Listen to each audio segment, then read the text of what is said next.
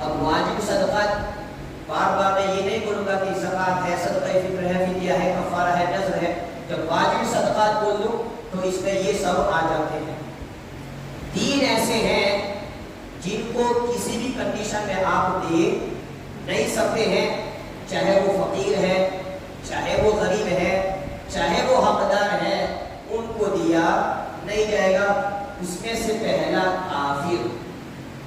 کافر کو صدقات واجبہ کسی بھی کنڈیشن میں دیا نہیں جائے گا. دوسرا اپنی اصل و فرع، جس کو میں نے جمعہ میں بیان کیا ہے، اپنی اصل و فرع میں سے چاہے کوئی کیسا بھی غریب ہو اس کو زکات، صدقہ، فطرہ وغیرہ نہیں دیا جائے گا. اصل مطلب چاہے وہ واسطہ ہو چاہے بلا واسطہ، یعنی جن کی اولاد سے آپ ہیں، چاہے ڈائریکٹلی ہو چاہے انڈائریکٹلی، اوپر تک جتنے بھی ہیں ان میں سے کسی کو بھی آپ زکات، ماں کو زکات نہیں دے سکتے.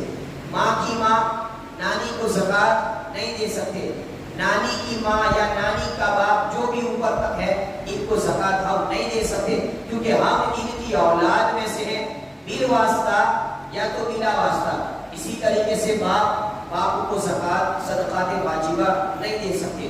باپ کا باپ یعنی دادا، ہم ان کی اولاد میں سے ہیں باپ کے واسطے سے. اسی طریقے سے اوپر تک جتنے بھی آپ چلے جائیں، اپنی اصل میں سے کسی کو زکات، اصل مطلب جن کی اولاد میں سے آپ ہیں. اسی طریقے سے اپنی فرع کو زکات نہیں دے سکتے. فرع کا مطلب نیچے جہاں تک آپ کی اولاد ہے ان میں سے کسی کو زکات آپ نہیں دے سکتے، چاہے وہ واسطہ ہو چاہے وہ بلا واسطہ. واسطہ کا مطلب یعنی وہ ڈائریکٹ آپ کی اولاد ہو، اور بلا واسطہ کا مطلب آپ کی اولاد کے واسطے سے وہ آپ کی اولاد ہو.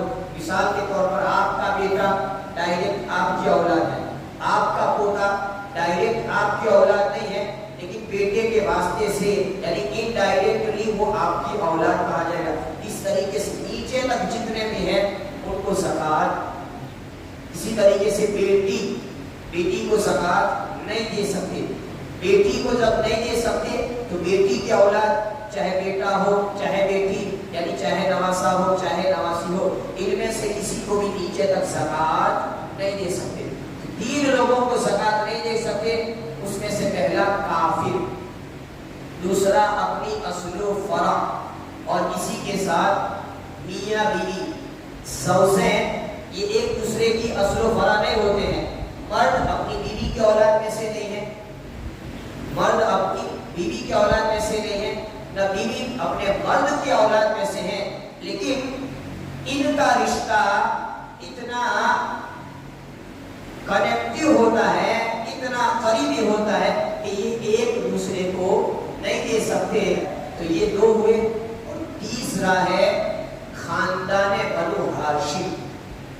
آپ کہتے ہیں کہ سید کو زکات نہیں دے سکتے، صرف سید نہیں ہے، خاندان بنو ہاشم اس کو زکات نہیں دے سکتے.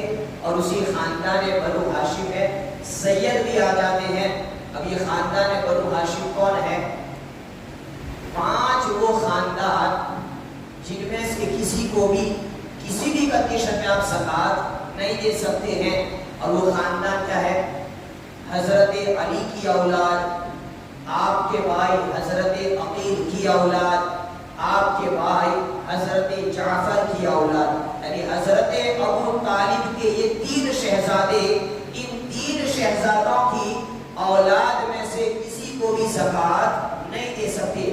اسی طریقے سے حضرت عبد المطلب کے 2 شہزادے، حضرت حارث حضور کے چچا، ان کی جو اولاد ہے ان میں سے کسی کو زکات نہیں دے سکتے.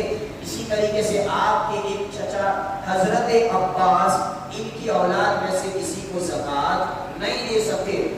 صرف سید کو نہیں، خاندان بنو ہاشم میں سے کسی کو بھی، اور نہ ان کے غلام اور آزاد کردہ غلام کو زکات دے سکتے ہیں.